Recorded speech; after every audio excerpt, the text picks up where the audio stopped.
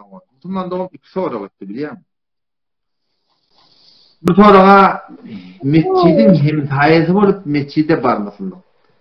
Mescidin hemhayetleri doğru düğünleki de taş teorinin ağrından kırkayın mescidin hemhayeti olur.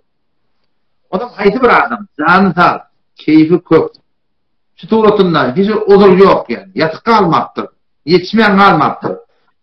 Şu tuğratını uzursuz olup namaz cemaattan kaldı. Bak ya da şu uzurda oluyor de. Amamın kıraatı doğru de. Amamın olarak akidası doğru de.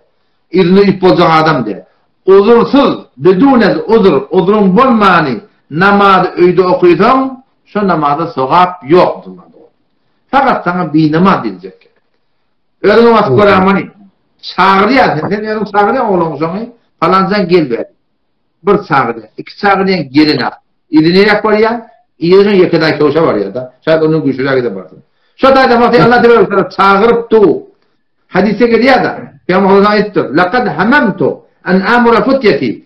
Kastettim cavan oğlanlara odun yolundayım diye. O Belal Habeşi aran ettin.